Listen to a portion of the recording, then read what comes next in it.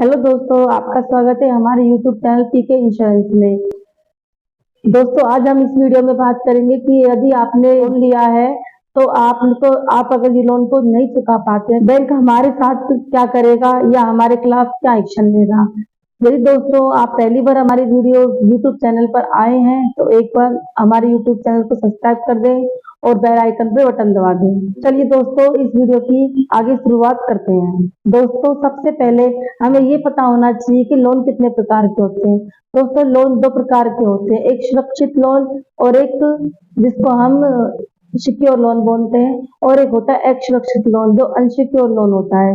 सुरक्षित लोन मतलब जैसे हमने किसी घर पे पट्टे पे रजिस्ट्री पे अपने लोन लिया है, कार पे हमने लोन लिया है जैसे, या फिर हमने गोल्ड लोन लिया है, ये होते सारे सुरक्षित लोन यानी कि सिक्योर लोन होते हैं। अनसिक्योर लोन किसे कहते हैं, जैसे हमने पर्सनल लोन लिया है जो हमें पब्लिक जो बैंक हमें 1000, 50,000 या फिर 1 लाख, 2 लाख, 3 लाख के आसपास देती है। दोस्तों, सबसे पहले हमें यह पता होना चाहिए कि हमने लोन कौन सा लिया हुआ है, यानी कि लोन दो प्रकार के होते हैं, सिक्योर लोन और अनसिक्योर लोन। सिक्योर लोन को सुरक्षित लोन भी कहते हैं। जैसे कि हमने लोन लिया है, कार लोन लिया है, होम लोन लिया है, गोल्ड लोन लिया है, ये सब होते हैं सुरक्षित लोन। ठीक है, जिससे यदि हमने कोई घर पर लोन लिया, होम लोन लिया है, तो उस पर बैंक का अधिकार होता है। यदि हम अपना लोन नहीं चुकाते हैं तो बैंक उसे अपने अधिकार में ले सकती है। कार यदि हमने कोई कार ली है तो वो भी बैंक के पैसे से ली है, तो उसको भी यदि हम बैंक का लोन नहीं चुकाते हैं तो भी बैंक पर उसका अधिकार होता है, वो हमसे कभी भी उसको रिटर्न ले सकती है।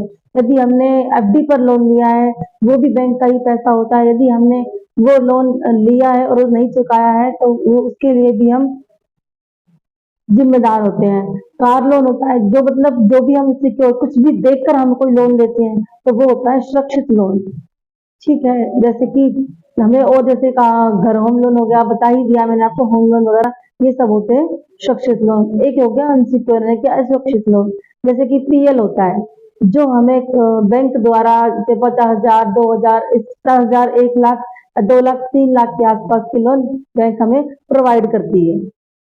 दोस्तों, यदि हम लोन ले लिया है हमने, यदि हम ईएमआई जमा नहीं कराते हैं, यानी कि हमें हमारे बैंक पर एनपीए कब लगता है, यदि हमने हम कंटिन्यू लोन भर रहे हैं और 3 महीने तक हमने कंटिन्यू लोन नहीं भरा है, बैंक हमें कांटेक्ट कर रही है, हम इग्नोर कर रहे हैं, हमारे पास नोटिस भी आ चुका है वो भी हम इग्नोर कर रहे हैं, तो हम ऑटोमेटिकली बैंक हमारे सिविल पर एनपीए लगा देती है। वो एक जो बैंक होती है वो हमारे सिविल स्कोर वालों को सूचना करती है कि हमने, यानी कि सिविल कंपनी को रिपोर्ट करती है कि हमने इस कस्टमर ने हमसे इस प्रकार के लोन लिया है और वो अभी एनपीए हो गया है, वो लोन उन्होंने दिया नहीं है, इसलिए वो आपका रिकॉर्ड होता है वो सिविल में अपडेट हो जाता है।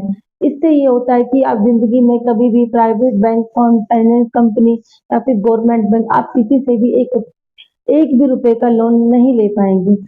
दूसरा बैंक स्टेप क्या होता है, दूसरा बैंक क्या स्टेप लेगा, जो भी पैसे से आपने घर खरीदा है, गाड़ी खरीदी है, सोना है या एफडी है, उन सभी पर बैंक अपना अधिकार होता है जो बैंक का, वो कानूनी प्रक्रिया करके वो अधिकार अधिकार जमा कर उसको बेच देता है, और उसको बेचने के बाद में वो अपना जो उसका पैसा होता है बैंक का, जितना आपने लोन लिया होता है वो रिकवर कर लेती है और बाकी जो पेमेंट बनता है वो आपको देती है, और साथ के साथ आपका लाइफ टाइम के लिए आपको आपका सिविल भी खराब कर देती है। पर्सनल लोन में भी आपका ये होता है कि यदि आप पेमेंट जमा नहीं करा रहे, यानी कि आपकी किस्तों को जमा नहीं करा रहे, जिस किस्तों पे आपने पैसे लिए हैं, 3 किस्त नहीं जमा होने पर वो भी आपका सिविल रिकॉर्ड खराब करती है, वो भी आपका एनपीए लागू हो जाता है उस पर भी, जिससे आपका रिकॉर्ड खराब होता है।